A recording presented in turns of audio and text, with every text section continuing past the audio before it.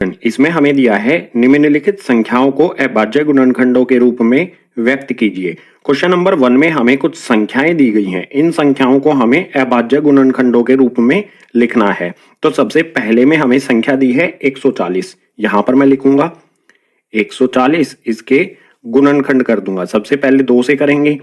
2 के पहाड़े में 14 आता है 7 पर, और जो ये 0 बची हमारी, ये वाली 0 ये एज इट इज यहां पर आ जाएगी। फिर से 2 से कर सकते हैं। 2 से करेंगे तो 2 के पहाड़े में 7 या फिर 7 के आसपास क्या आता है। 2 के पहाड़े में गाइज 2 तिया 6, यहां पर बचेगा 1। 7 में से 6 को घटाएंगे 1 बचेगा, उसके पीछे 0 लगाएंगे तो हो जाएगा 10। 2 के पहाड़े में 10 आता है 5 पर। अब ये संख्या जो हमारी आई है 35, ये 2 के पहाड़े में नहीं आएगी। 3 के पहाड़े में आएगी नहीं। 3 के बाद कौन से पहाड़े से करेंगे, 5 से। 5 के पहाड़े में 35 आता है 7 पर। 5 सते 35। अब 7 के अलावा और किसी पहाड़े में नहीं आता, तो यहां पर आ जाएगा 7, 1 पर ये चला जाएगा। तो जो हमारी ये संख्या है 140, इसके अभाज्य गुणनखंड क्या क्या है, यहां पर आप देख सकते हो। ये सारे इसके अभाज्य गुणनखंड हैं। लिख देंगे इसे इस प्रकार से, 2 गुना में 2 गुना में 5 गुना में 7, या फिर हम इसे इस तरह से भी लिख सकते हैं। 2 यहां पर कितनी बार आया है, देखो 2 यहां पर 2 बार आया है, तो हम 2 पे 2 की पावर लगा देंगे। 2 की पावर 2 लगा देंगे, जितनी बार आएगा उतनी पावर होगी। 2 यहां 2 बार आया है तो पावर 2 लग जाएगी। उसके अलावा 5 और 7 एक एक बार आया है, तो इसे इस तरह से ही लिख देंगे 5 गुना में 7।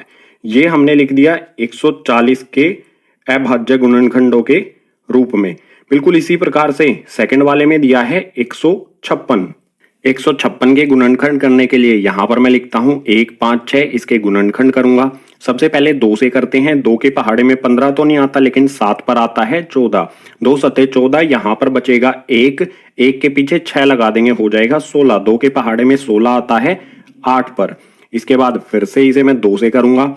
2 के पहाड़े में 3 पर आता है 6। 7 में से 6 को घटाएंगे तो यहां पर बचेगा 1। 1 के पीछे 8 लगा देंगे तो हो जाएगा 18। 2 के पहाड़े में 9 पर आएगा 18। अब ये वाली जो हमारी संख्या है 3 9, ये 2 के पहाड़े में तो नहीं आएगी। 3 से कोशिश करते हैं। 3 के पहाड़े में 3 भी आएगा 9 भी आएगा, ये 3 से भाग हो जाएगी। तो यहां पर मैं 3 से करता हूं। 3 एकम 3, उसके बाद 3 तिया 9। आपको पता होना चाहिए कि 13 या तो 1 के पहाड़े में आता है या फिर 13 के ही पहाड़े में आता है। तो यहां पर इसे सीधा हम 13 से कर देंगे, आ जाएगा 1।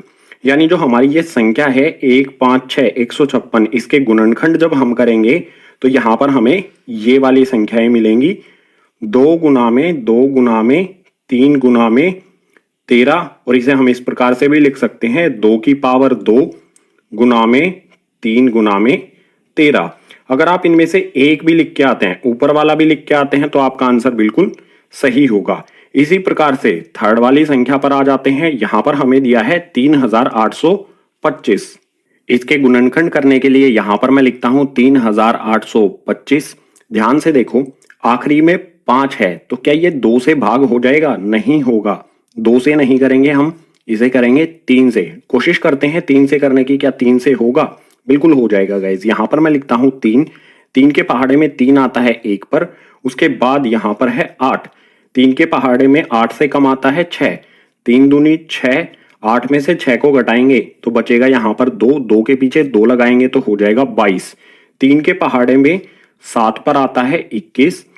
22 में से 21 को घटाएंगे तो बचेगा 1। 1 के पीछे 5 लगा देंगे तो हो जाएगा 15। 3 के पहाड़े में 5 पर 3 पंजे हो जाएगा 15। फिर से 3 से हो जाएगा, ये बिल्कुल आसान है। 3 से करेंगे तो 3 चौके 12, उसके बाद 3 दूनी 6, यहां पर बचेगा 7 जो है 6 लिया है हमने इसमें से, तो 1 बचा, ये हो जाएगा 15। फिर से यहां हो जाएगा 3 पंजे 15। अब ये 425 3 के पहाड़े में नहीं आता, तो इसे 5 से करेंगे। 5 से करने पर क्या आएगा? 3 के पहाड़े में 5 के पहाड़े में 42 तो नहीं आता, लेकिन 40 आता है। कितने पर? 5 8 40, बचेगा यहां पर 2।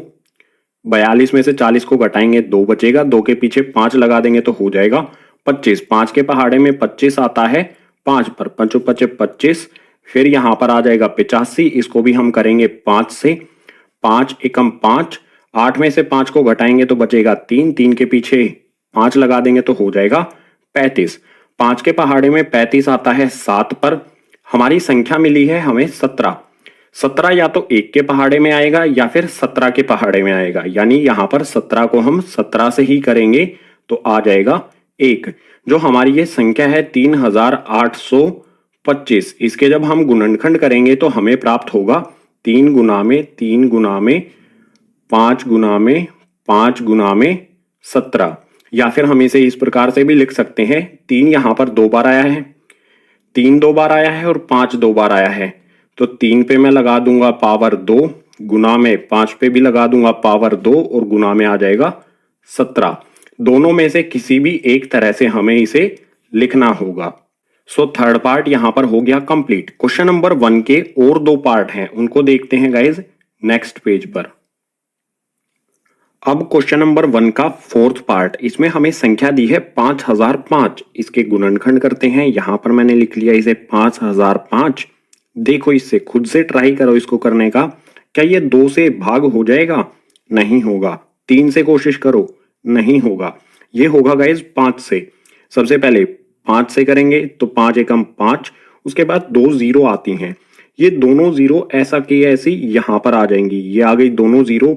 उसके बाद लास्ट में यहां पर फिर से 5 है तो फिर से यहां पर आ जाएगा 5 एकम 5।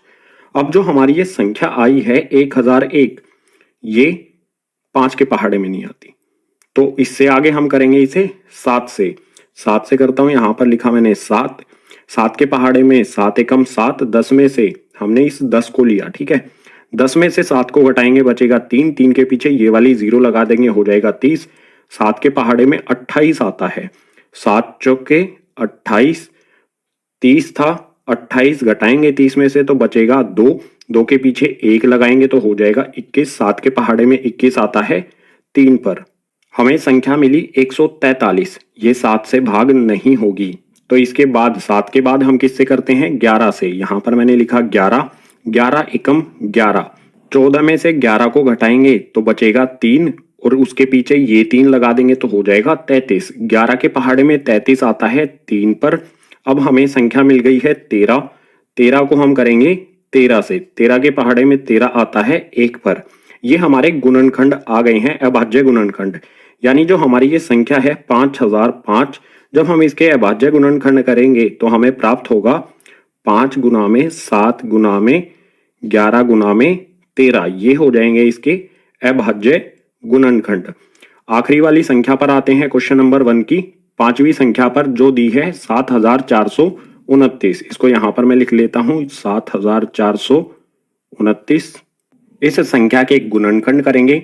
आप एक बार वीडियो को रोको और एक बार कोशिश करो, क्या ये 2 से होगा? 2 से पूरा भाग होगा, 3 से होगा, 5 से होगा, 7 से होगा, 11 से होगा या 13 से होगा? किसी भी संख्या से आप इसको पूरी तरह से भाग नहीं कर पाएंगे। तो कौन सी संख्या करेंगे? 13 के बाद हम लेंगे 17। 17 के पहाड़े से इसे करूंगा। 17 के पहाड़े को कहां तक लेके जाऊं? 74 है। 17 के पहाड़े में 4 पर आता है 68। 74 में से 68 को घटाऊंगा तो बचेगा 6। 6 के पीछे 2 लगा दूंगा तो हो जाएगा 62। अब 17 के पहाड़े को 3 तक लेके जाऊंगा। 17 तिये होता है 51। 62 में से 51 को घटाऊंगा तो बचेगा 11। 11 के पीछे 9 लगा दूंगा तो हो जाएगा 119। 17 के पहाड़े में 7 पर आता है 119। 17 से जब हम इसको भाग कर देंगे तो हमें मिल जाएगा 437। अब क्या ये संख्या दोबारा 17 से होगी? नहीं होगी। हम करेंगे अब इसे 19 से। यहां पर मैं लिखता हूं 19। 19 के पहाड़े को 2 तक लेके जाऊंगा। 19 के पहाड़े में 2 पर आता है 38।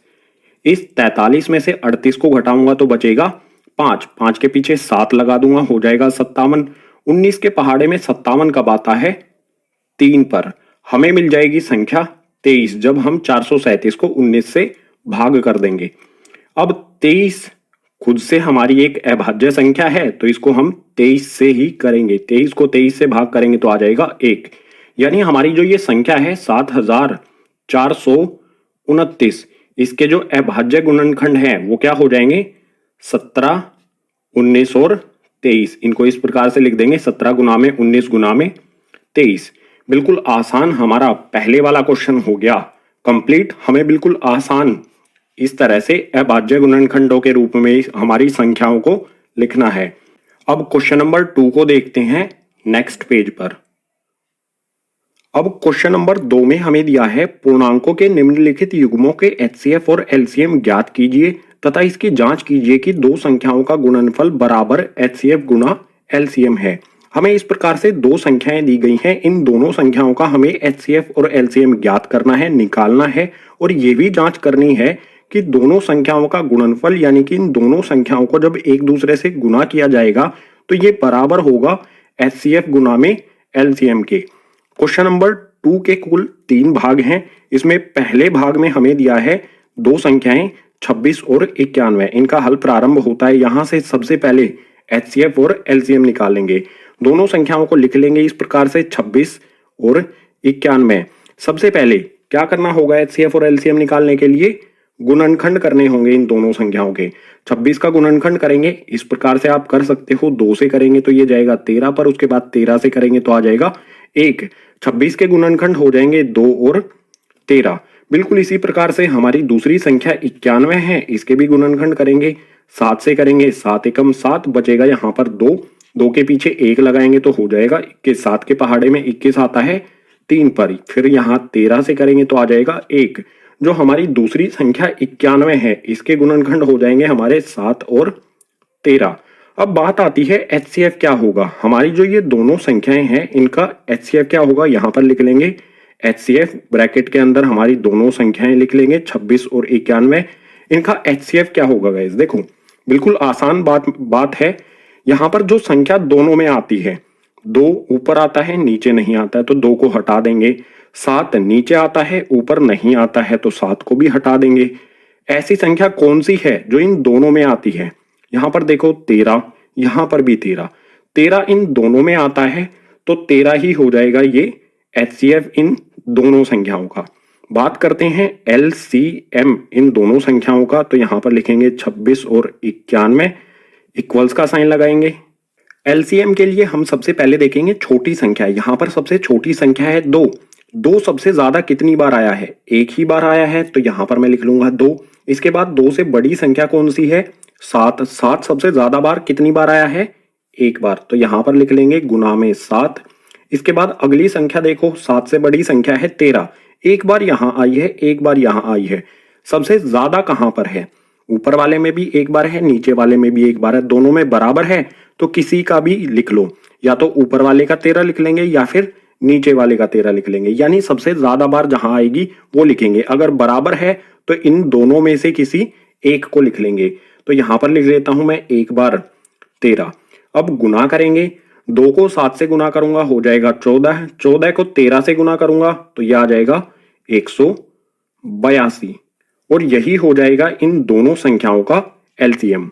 अब हमें यह भी जांच करनी है कि दो संख्याओं का गुणनफल बराबर हो एचसीएफ गुना एलसीएम के। तो सबसे पहले यहां पर मैं क्या करता हूं, एचसीएफ गुना में एलसीएम। जो हमारा एचसीएफ आया है और एलसीएम आया है इन दोनों को गुना करता हूं। एचसीएफ 13 है और एलसीएम 182 है। गुना करते हैं, यहां पर मैंने गुना किया 13 गुना में 182। आप बिना कैलकुलेटर का यूज करके इसे गुना करो और यहां पर लिखो कितना आएगा गुना करने पर? 2366।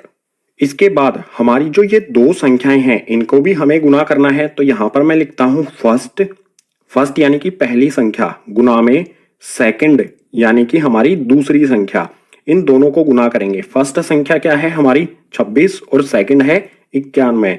तो यहां पर लिखता हूं 26 गुना में 91। तो ये किसके बराबर होगा? 26 को 91 से गुना करेंगे तो भी हमारा यही आएगा 2366। दोनों बराबर आए हैं। एचसीएफ और एलसीएम को गुना करने पर भी यही आया और पहली और दूसरी संख्या को गुना करने पर भी यही आया। तो लास्ट में यहां पर एक लाइन लिख देंगे इस प्रकार,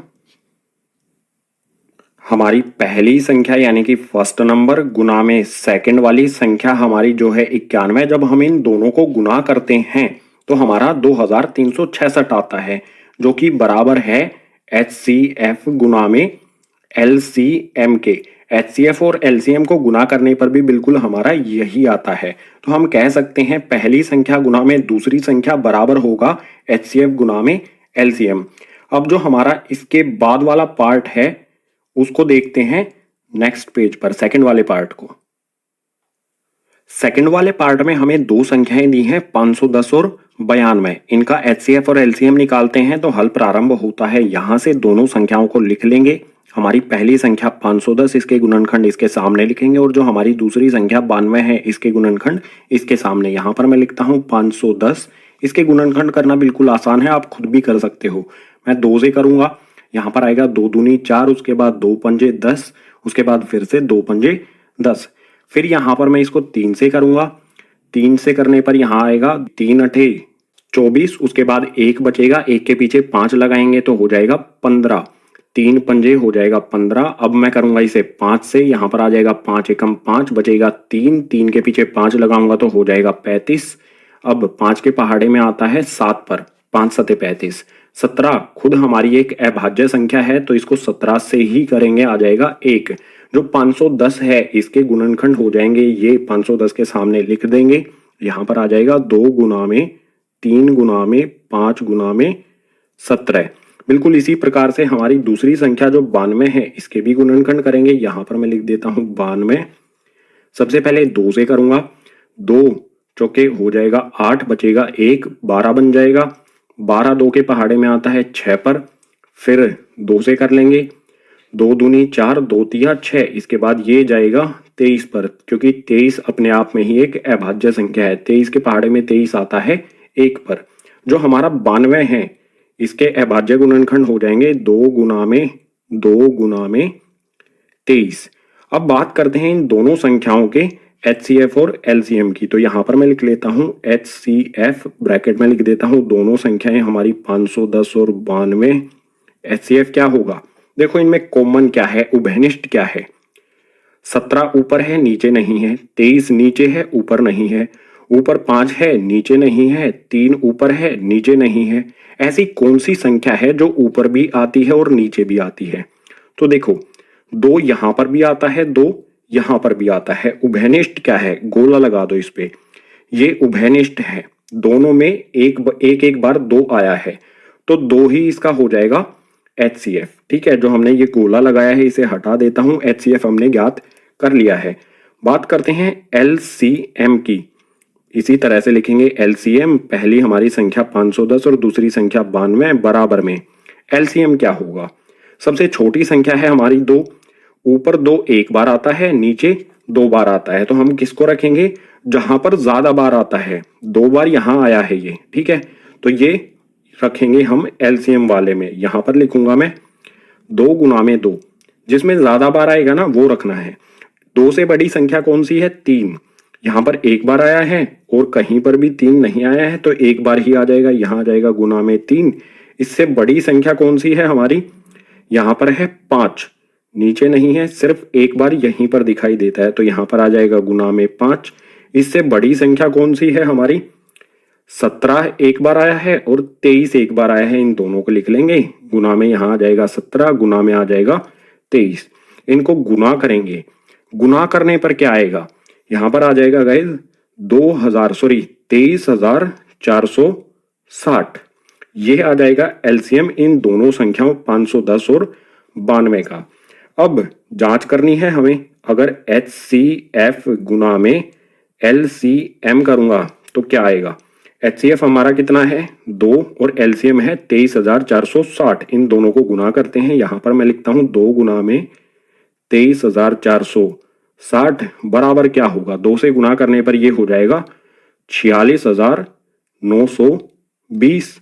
बिल्कुल इसी प्रकार से हमारी दो संख्याएं 510 और 92, हमारी पहली संख्या यानी कि फर्स्ट गुना में दूसरी संख्या यानी कि सेकंड, इन दोनों को गुना करूंगा। ये है हमारा 510 गुना में 92, ये आ जाएगा हमारा बिल्कुल वही 46,000, एक सेकंड गाइज, 46,920।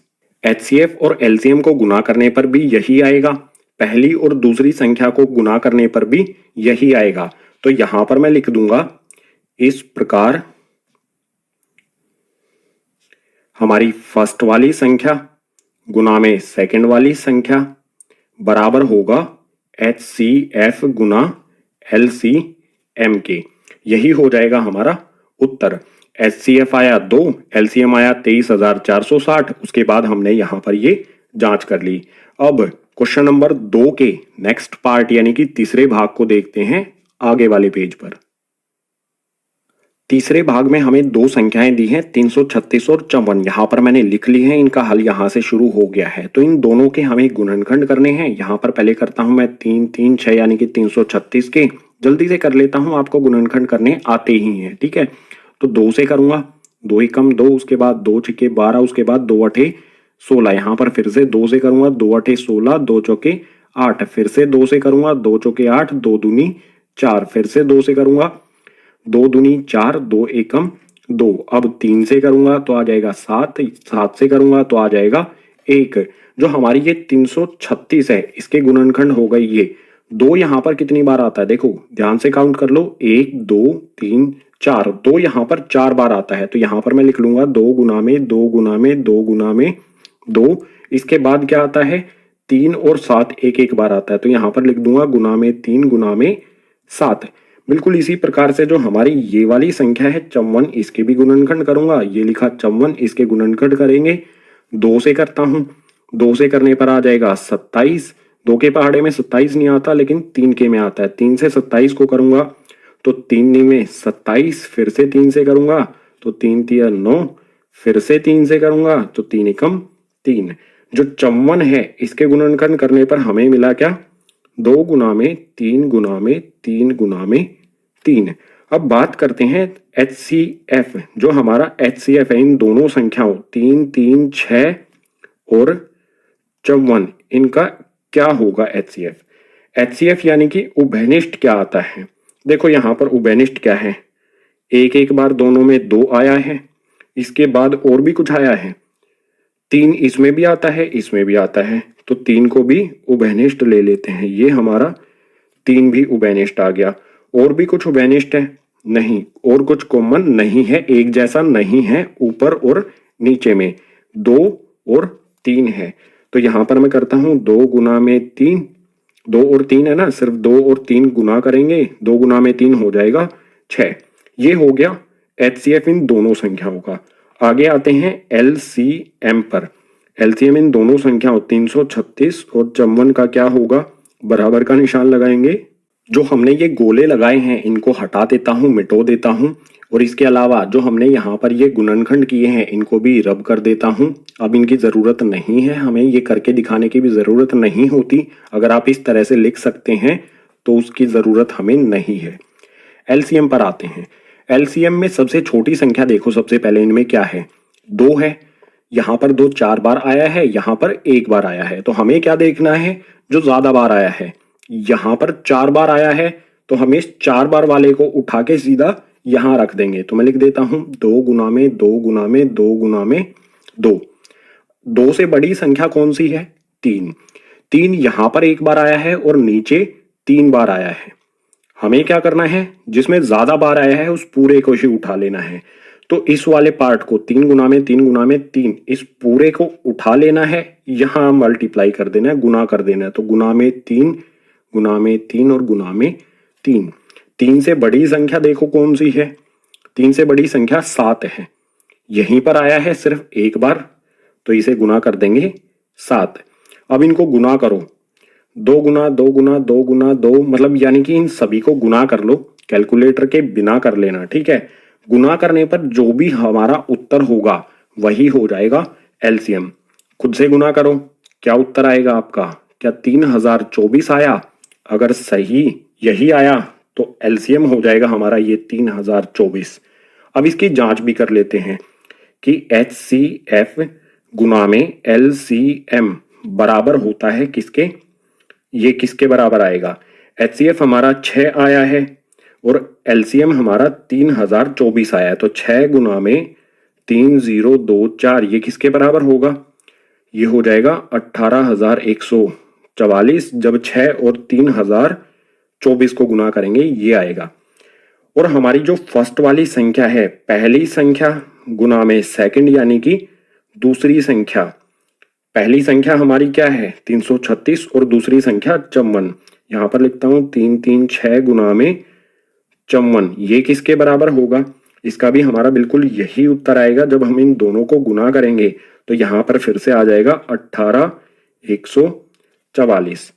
यहां पर देखो HCF और LCM को गुना किया तो भी ये आएगा 18,144। पहली और दूसरी संख्या को गुना किया तो भी 18,144। यानी मैं यहां पर कह सकता हूं कि HCF गुना में LCM बराबर होगा हमारी फर्स्ट यानी कि पहली संख्या गुना में सेकंड यानी कि दूसरी संख्या। ये हमें जांच करनी थी। हमने HCF निकाल लिया 6, LCM निकाल लिया 3024 और जांच यहां पर हमने कर ली। जब HCF और LCM को गुना करते हैं तो भी यही आता है, फर्स्ट और सेकंड जो हमारी ये टर्म है, हमारी जो संख्याएं हैं, तब गुना करते हैं तो भी हमारा बिल्कुल वही आता है।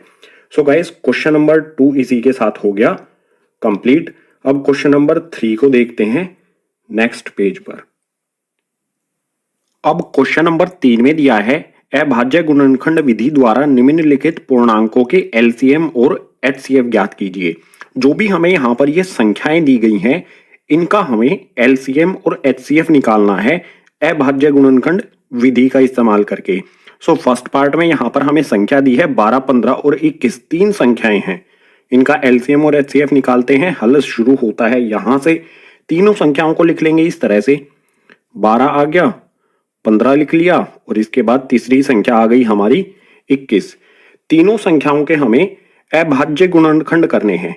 सिंपल जैसे गुणनखंड करते हैं वही करना है, ठीक है। यहां पर लिख लो, ये हमारी संख्या 12, 2 से करेंगे 6 पे, 2 से करेंगे 3 पे, 3 से करेंगे आ जाएगा 1। 12 के गुणनखंड हो गए 2 गुना में 2 गुना में 3। बिल्कुल इसी तरह से 15 जो हमारी संख्या है इसके भी गुणनखंड करेंगे। 3 से करेंगे 5 पर जाएगा, 5 से करेंगे 1 पर जाएगा।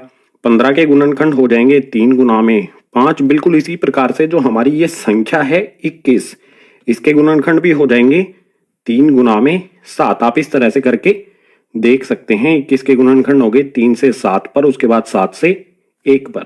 गुणनखंड करने के बाद HCF क्या होगा? सबसे पहले लिखेंगे यहां पर HCF, ब्रैकेट लगा के अपनी तीनों संख्याएं लिख देंगे, 12, 15 और हमारी तीसरी संख्या क्या है 21। इन तीनों का HCF क्या होगा? देखो कॉमन क्या है, उभयनिष्ठ क्या है, तीनों में क्या आता है? 2 इसमें आता है, इसमें कहीं पर भी नहीं है, इसमें भी कहीं नहीं है, तो 2 नहीं होगा।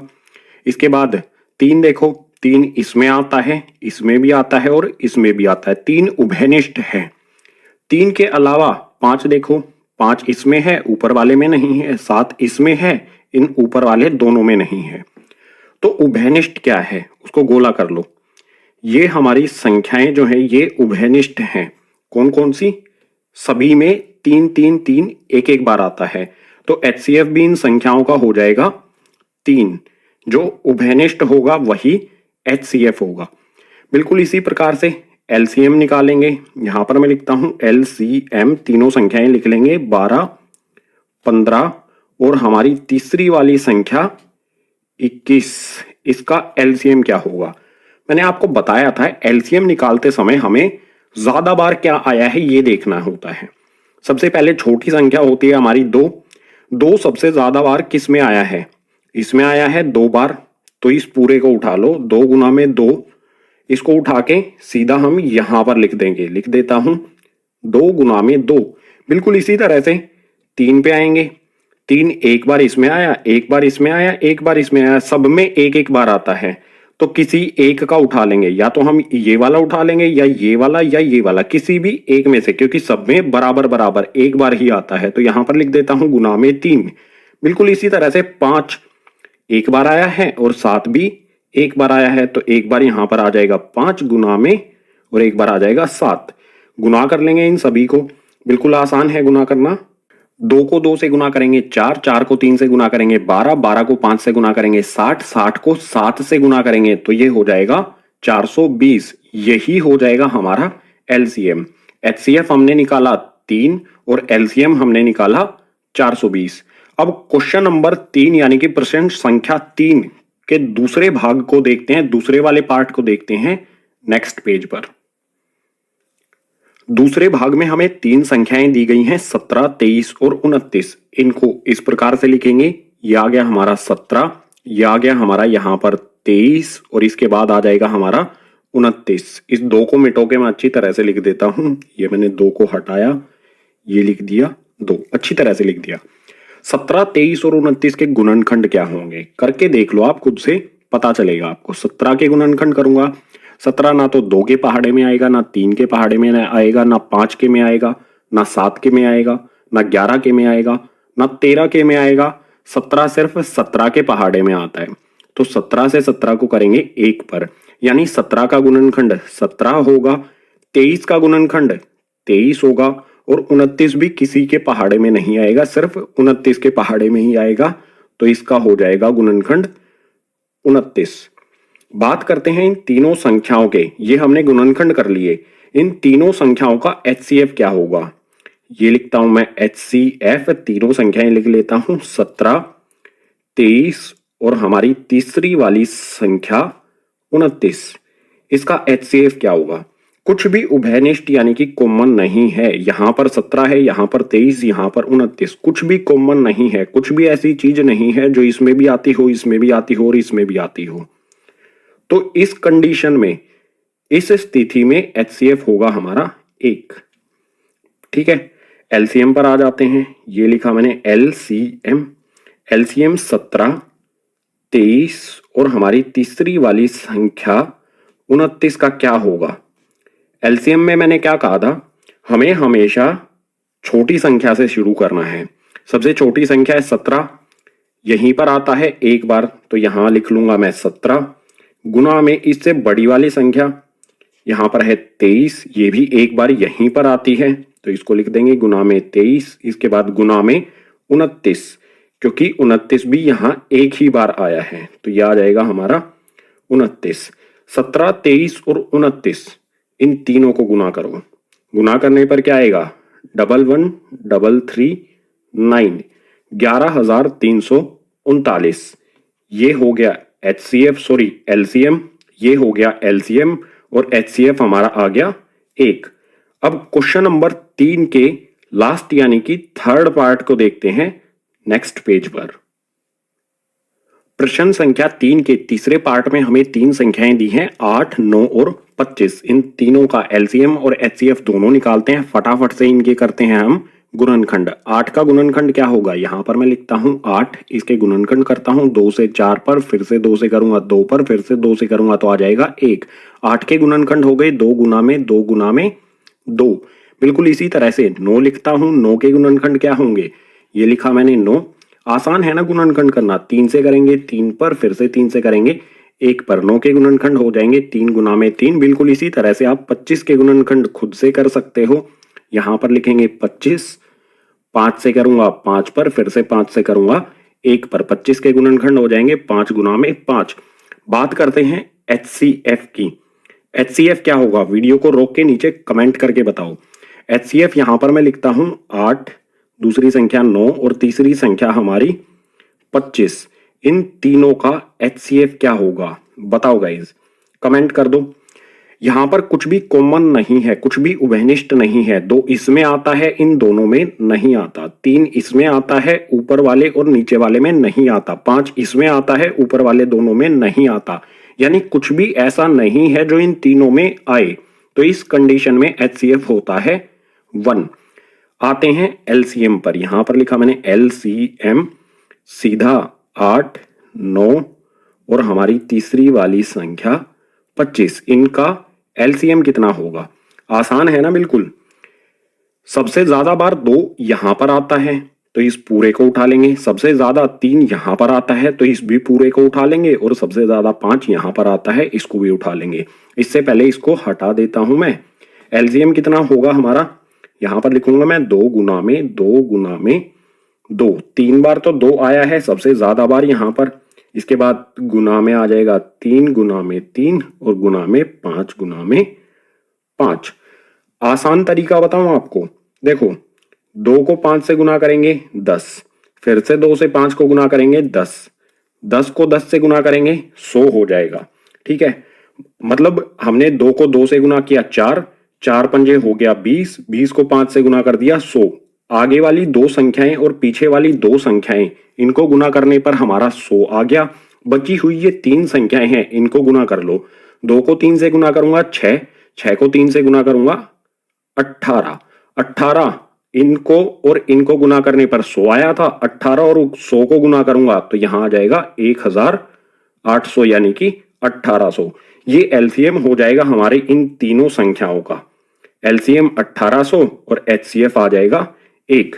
क्वेश्चन नंबर 3 हो गया कंप्लीट। क्वेश्चन नंबर 4 को देखते हैं गाइज नेक्स्ट पेज पर। क्वेश्चन नंबर 4, इसे पढ़ते नहीं है, सीधा समझते हैं।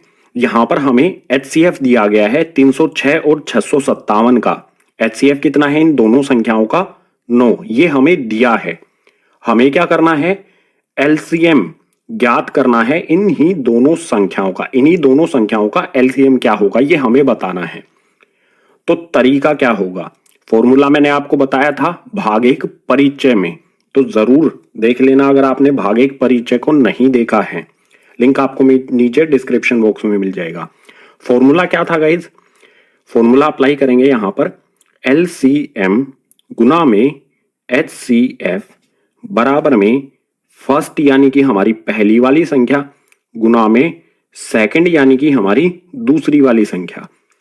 आसान सा ये फॉर्मूला है। इस फॉर्मूले में हम अपनी वैल्यूज को रखेंगे और हमारा आंसर आ जाएगा।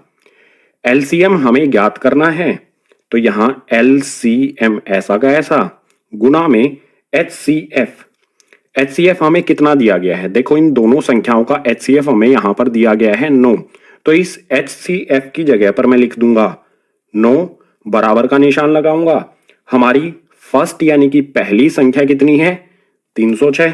तो इस फर्स्ट की जगह पर मैं लिख देता हूं 306, गुना का निशान ऐसा का ऐसा आ जाएगा। और सेकंड यानी कि दूसरी संख्या हमारी कितनी है? 657। ये लिख देता हूं इसकी जगह पर, ये आ गया 657 यानी कि 657। एलसीएम हमारा ऐसा का ऐसा आ जाएगा, बराबर का निशान लगाएंगे। 306 गुना में 657 भी ऐसा का ऐसा।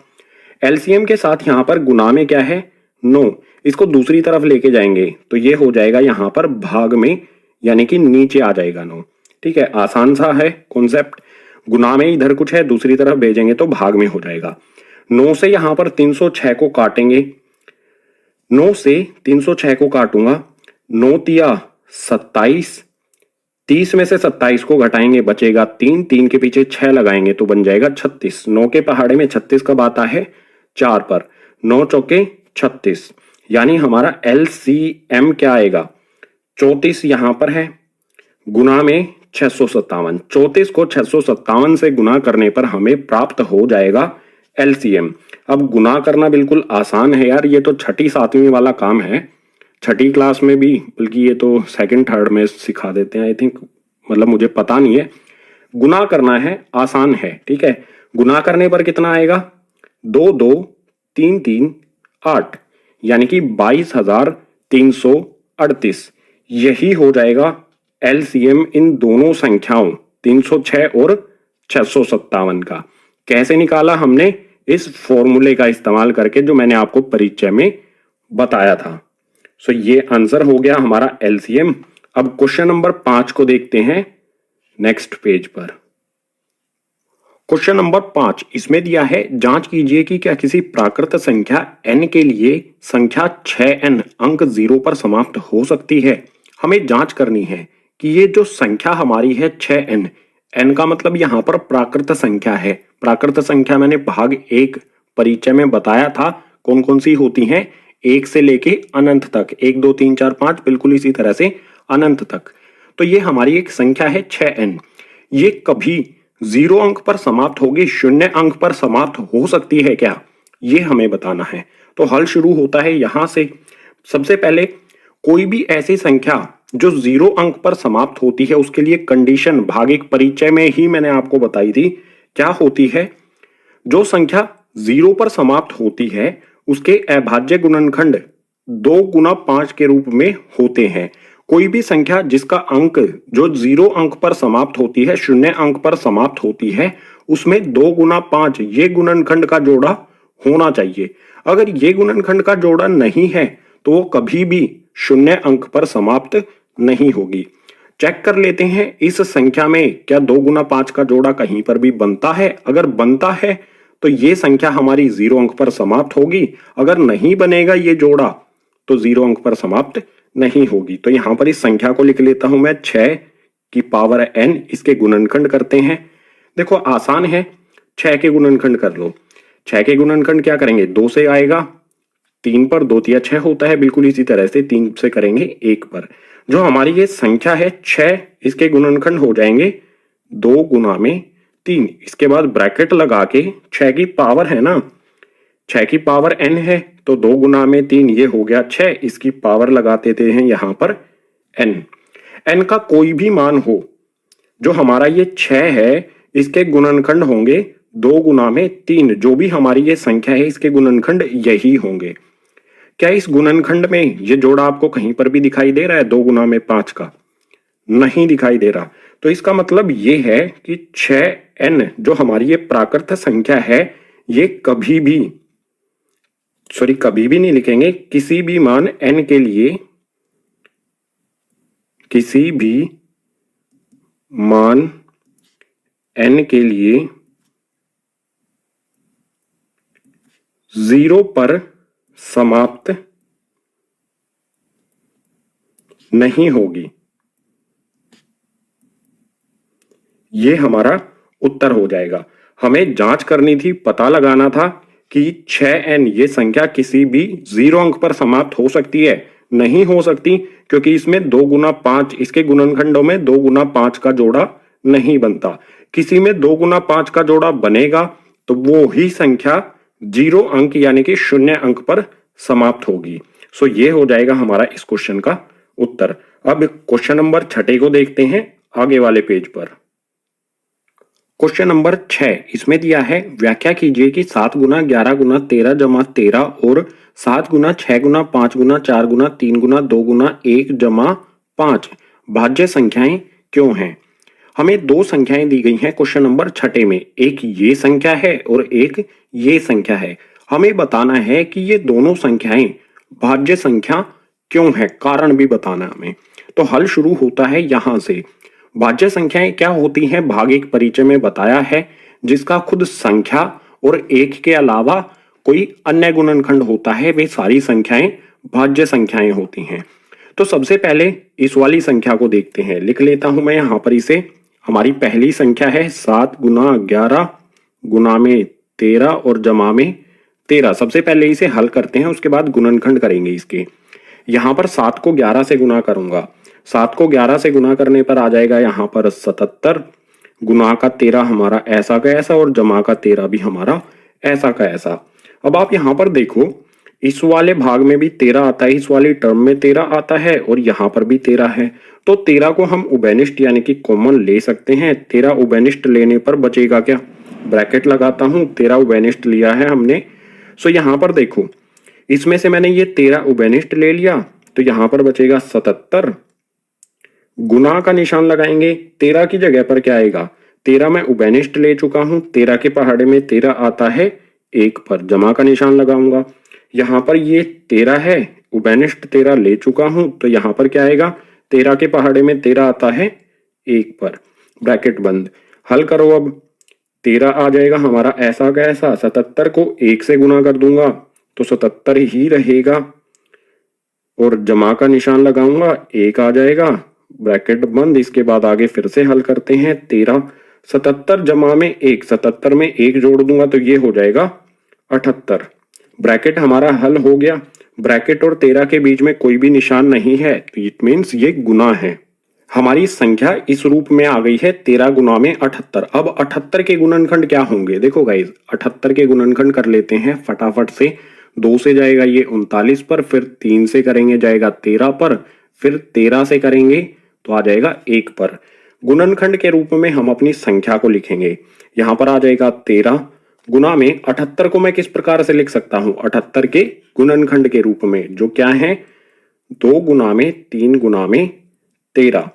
अब हमारी जो भी ये संख्या है, यहाँ पर जो भी हमारी ये संख्या है, इसका 1 के अलावा और इस संख्या के अलावा कई सारे यहाँ पर गुणनखंड हैं। इस संख्या का गुणनखंड 13 भी है, 2 भी है, 3 भी है और फिर से 13 भी है।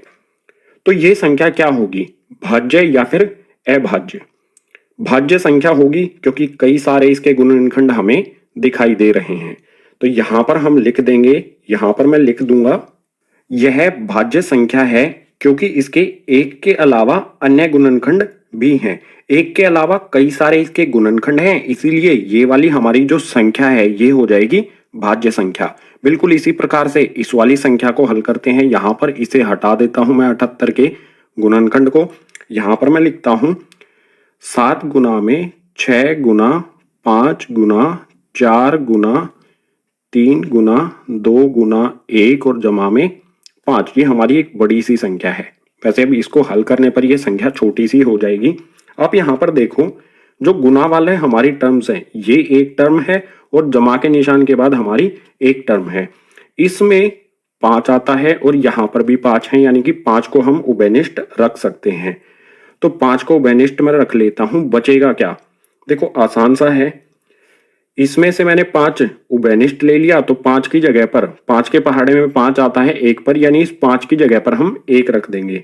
यहां पर आ जाएगा हमारा 7 गुना 6 गुना 1, 5 की जगह पर 1 लिखा है मैंने। उसके बाद गुना में 4 गुना में 3 गुना 2 गुना 1, जमा का निशान लगाऊंगा। 5 के पहाड़े में 5 कब आता है? 1 पर। इसको हमने उभयनिष्ठ ले लिया है, तो इस 5 के स्थान पर हम रख देंगे 1, ब्रैकेट कर देंगे बंद। सभी को गुना करो। गुना करने पर क्या आएगा? 7 को 6 से गुना करेंगे, 42, 42 को 1 से गुना करेंगे, फिर 4 से, फिर 3 से, फिर 2 से, फिर 1 से। गुना करने पर क्या आएगा? 5 हमारा ऐसा का ऐसा। इन सभी की गुना कर दूंगा तो यहां पर आ जाएगा 1008। सही तरह से गुना करना है, गलती नहीं करनी है। सबको गुना करने पर 1008 आएगा। उसके बाद जमा का 1 हमारा ऐसा का ऐसा, ये आ गया हमारा जमा का 1। अब हमारा ये आ जाएगा 5। ब्रैकेट के अंदर क्या होगा? 1008 में हम 1 जोड़ देंगे। 1008 में 1 जोड़ने पर हो जाएगा 1009। यहां पर भी आप देख सकते हो कि जो भी हमारी ये संख्या है, इसका इस संख्या का 1 के पहाड़े के अलावा यहां पर 5 और 1009 ये दो गुणनखंड और हैं। तो इसमें भी हम यहां पर लिख देंगे यह भाज्य संख्या है, क्योंकि इसके 1 के अलावा अन्य गुणनखंड भी हैं। हमारी दूसरी वाली संख्या ये भी भाज्य संख्या है, क्योंकि 1 के अलावा इसका 5 भी गुणनखंड है और 1009 भी इसी संख्या, हमारी इस वाली संख्या का गुणनखंड है। 1 के अलावा और उस संख्या के अलावा अन्य गुणनखंड अगर होंगे तो ऐसी संख्याओं को हम भाज्य संख्या कहते हैं। तो इन दोनों संख्याओं के यहाँ पर 1 के अलावा और इस संख्या के अलावा कई सारे गुणनखंड यहाँ पर भी हैं और यहाँ पर भी हैं। तो ये दोनों संख्याएं हो जाएंगी हमारी भाज्य संख्याएं। अब आखिरी यानी कि क्वेश्चन नंबर 7, इसमें दिया है किसी खेल के मैदान के चारों ओर एक वृत्ताकार पथ है। इस मैदान का एक चक्कर लगाने में सोनिया को 18 मिनट लगते हैं, जबकि इसी मैदान का एक चक्कर लगाने में रवि को 12 मिनट लगते हैं। मान लीजिए वे दोनों एक ही स्थान और एक ही समय पर चलना प्रारंभ करके एक ही दिशा में चलते हैं। कितने समय बाद वे पुनः प्रारंभिक स्थान पर मिलेंगे? क्वेश्चन थोड़ा सा लंबा है, तो इसे इस आकृति से समझ लेते हैं। एक खेल का मैदान है, उसके चारों ओर एक पथ यानी कि रास्ता है वृत्ताकार यानी गोलाकार। इस गोलाकार वृत्ताकार पथ का एक चक्कर लगाने में सोनिया को 18 मिनट लगते हैं और इसी पथ का चक्कर लगाने में रवि को 12 मिनट लगते हैं। रवि और सोनिया एक ही स्थान से एक ही दिशा में एक ही समय पर, मान लीजिए इस स्थान से दोनों ऊपर की ओर इस दिशा में एक ही समय पर वे निकलते हैं। तो हमें बताना है कि वे इसे प्रारंभिक स्थान कहा गया है, जहां से वे चलना शुरू करते हैं। उसी स्थान पर वे कितनी देर बाद एक दूसरे को मिलेंगे, कितनी देर बाद वो एक दूसरे से उनकी मुलाकात होगी इसी प्रारंभिक स्थान पर। तो यहां पर हमें दो संख्याएं दी हैं। देखो, सोनिया को 18 मिनट लगते हैं, रवि को 12 मिनट लगते हैं। 18 और 12 का हम एलसीएम निकाल लेंगे। वो एलसीएम ही वो समय होगा जब वो एक दूसरे से प्रारंभिक यानी कि इस स्थान पर एक दूसरे से दोबारा मिलेंगे। तो यहां पर दो संख्याएं हैं हमारी, लिख लेता हूं। ये है 18 और ये है हमारा 12। 18 का हम एलसीएम गुणनखंड करेंगे। 18 के गुणनखंड क्या होंगे? 2 गुना में 3 गुना में 3। 12 के गुणनखंड क्या होंगे? 2 गुना में 2 गुना में 3। गुणनखंड करना आसान है, आप इस तरह से 12 और 18 के गुणनखंड कर सकते हैं। उत्तर हमारा, गुणनखंड हमारे यही आएंगे। ठीक है, अब बात करते हैं एलसीएम की। इन दोनों संख्याओं 18 और 12 का एलसीएम क्या होगा? बिल्कुल आसान है। सबसे पहले देखो छोटी संख्या कौन सी है गुणनखंडों में? 2। 2 के यहां पर 2 यहां पर एक बार आया है, यहां पर 2 बार आया है 2। जहां भी ज्यादा होता है उसको उठाना है हमें। 2 यहां पर 2 बार आया है तो इस पूरे को हम उठा लेंगे। 2 गुना में 2 को उठा के यहां लिख देंगे। ये लिख देता हूं मैं 2 गुना में 2। बिल्कुल इसी तरह से 2 से बड़ा गुणनखंड कौन सा है? 3। 3 यहां पर 2 बार आया है और यहां पर 1 बार आया। हमें हमेशा एलसीएम निकालते समय ज्यादा वाला देखना है। ज्यादा 3 यहां पर आया है, ज्यादा बार 3 यहां पर आया है, तो इस पूरे को उठा के 3 गुना 3 को उठा के हम यहां गुना कर देंगे। तो यहां लिख दूंगा गुना में 3, फिर से गुना में 3। एलसीएम कितना आएगा? आसान है गुना करना। 2 को 2 से गुना करेंगे तो हो जाएगा 4, 4 को 3 से गुना करेंगे तो हो जाएगा 12, 12 को 3 से गुना करेंगे तो हो जाएगा 36। मिनट भी लिख देंगे। दोनों एक दूसरे से दोबारा जब वे चलना शुरू कर देते हैं उसके बाद वे दोबारा इसी स्थान, प्रारंभिक स्थान पर एक दूसरे से कब मिलते हैं? 36 मिनट बाद। यही हो जाएगा क्वेश्चन नंबर 7 का हमारा उत्तर। आपको समझ आई होंगे। अगर आई हैं तो लाइक करना, शेयर करना, अपने कक्षा में पढ़ने वाले सभी साथियों को बोलो चैनल को सब्सक्राइब करें।